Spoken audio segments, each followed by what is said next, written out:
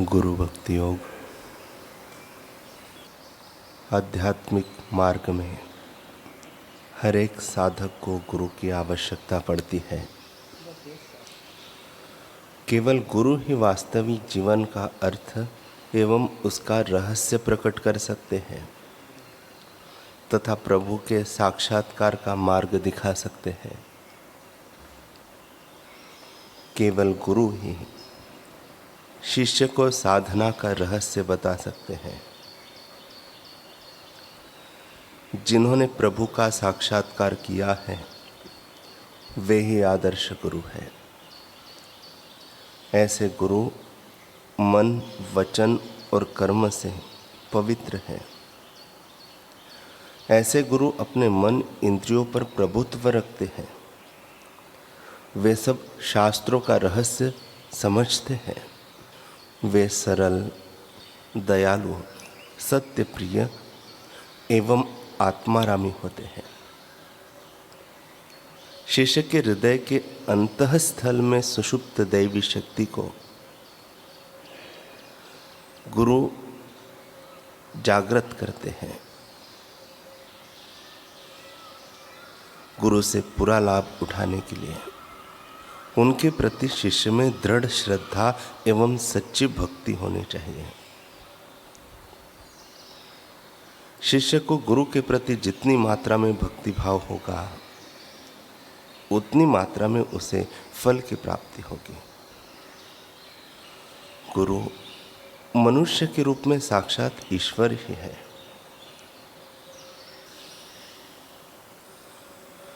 वीणा स्वामी, जिनका प्रारंभिक नाम वीणाबाई था, भक्ति मार्ग की तेजस्विनी विभूति में से एक है।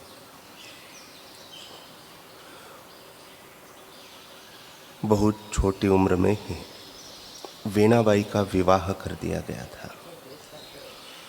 एक तो बालपन में विवाह, ऊपर से समय का खेल ऐसा कि थोड़े ही समय में पति का निधन हो गया। विधवा स्त्री का जीवन उन दिनों सामाजिक बंधनों और रूढ़ियों से बंधा हुआ था। समाज की मान्यता थी कि विधवा स्त्री किसी भी सत्संग, कीर्तन या धार्मिक आयोजन में सम्मिलित नहीं हो सकती। इस कारण वीणाबाई घर तक ही सीमित होकर रह गई थी। किंतु घर में रहते हुए भी वो अपने समय का उपयोग ग्रंथों के अध्ययन में करती। प्रतिदिन ज्ञानेश्वरी पढ़ती, परंतु अक्सर सोचती, मैं इन श्लोकों को पढ़ तो लेती हूँ, पर इनका मर्म मुझे कौन समझाएगा। एक दिन जब वो ज्ञानेश्वरी का पाठ कर रही थी, तभी द्वार पर आवाज आई, भिक्षाम देहि। बाहर जाकर देखा तो समर्थ गुरु रामदास जी खड़े थे।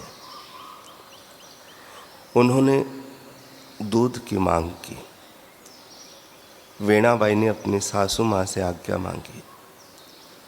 सासू माँ बोली, दूध तो मैंने शिवजी के अभिषेक के लिए रखा है, वो मैं ऐसे ही किसी राह चलते साधु को कैसे दे दूं। जब समर्थ गुरु रामदास जी ने यह सुना तो कहा, कोई बात नहीं, मैं फिर किसी दिन आऊंगा। कुछ दिनों बाद फिर वही हुआ।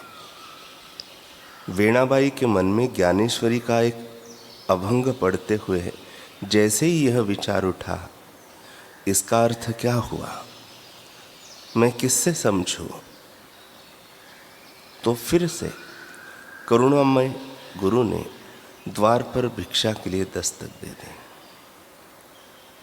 वीणाबाई के सास जब भिक्षा लेने के लिए भीतर गई तो समर्थ रामदास जी ने वीणाबाई से पूछा, यह जो तू पढ़ रही हो, क्या तुम इसका अर्थ जानती हो। वीणाबाई ने विनम्र स्वर में कहा, नहीं गुरुदेव, मैं यही सोच रही थी कि इसका भावार्थ मुझे कौन बतलाएगा। समर्थ बोले, मैं समझाऊंगा इसका अर्थ। यहाँ पर समर्थ गुरु रामदास जी और वीणाबाई के बीच कई श्लोकों में संवाद हुआ। इस संवाद ने वीणाबाई के जीवन की दशा ही बदल दी।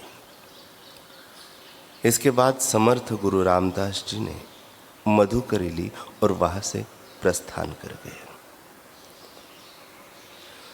इसी तरह हम भी ग्रंथों का पठन पाठन करते हैं, परंतु उनके सार को समझने के लिए एक पूर्ण गुरु की आवश्यकता होती है।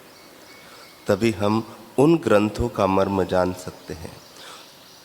तभी हमारे अंदर यह जिज्ञासा उठती है कि हम पूर्ण गुरु से ज्ञान दीक्षा लेकर वास्तविक भक्ति की ओर अपने कदम बढ़ाएं। यही जिज्ञासा भी वीणाबाई के मन में उठी।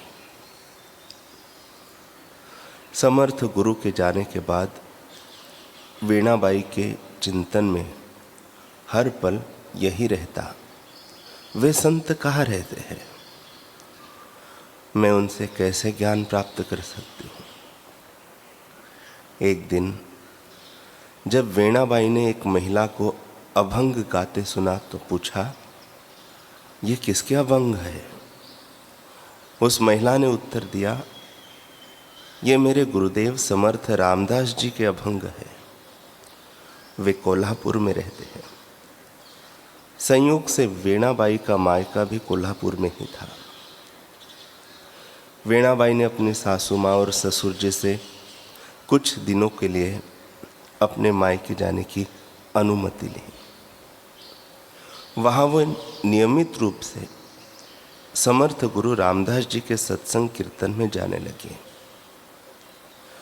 इसी दौरान समर्थ गुरु रामदास जी ने उन्हें ब्रह्म ज्ञान से दीक्षित कर दिया और आदेश दिया कि अब तुम भी भजन कीर्तन किया करो। गुरुदेव की आज्ञा का अनुसरण कर पाना सरल नहीं था, कारण समाज की संकीर्ण और रूढ़िवादी विचारधारा। वीणाबाई जब सत्संग भजन सुनने भर के लिए जाती थी, तब भी लोग बातें बनाते थे। विधवा होकर संत के पीछे घूमती है, सत्संग में जाती है, और अब तो गुरु आज्ञा के निमित्त उन्हें कीर्तन करना था। पर वीणाबाई ने लोगों के तानों की परवाह न करते हुए कीर्तन करना शुरू कर दिया। लोगों ने विरोधी स्वर और तीव्र कर दिए। इधर वीणाबाई के माता पिता ने भी आपत्ति जताई, उन्हें कीर्तन भजन करने के लिए मना किया, लेकिन वीणाबाई अड़िग रही। तब माँ बाप ने सोचा कि कलंक लगने से अच्छा है इसको जहर देकर मार देते हैं। ऐसा सोचकर उन्होंने वीणाबाई के दूध में जहर मिला दिया। वीणाबाई ने सुमिरन करके जब वह दूध ग्रहण किया तो इससे पहले कि विष का प्रभाव उन पर पड़ता, समर्थ गुरु रामदास जी वहाँ प्रकट हो गए। उन्होंने तत्क्षण वीणाबाई को जीवन दान दे दिया।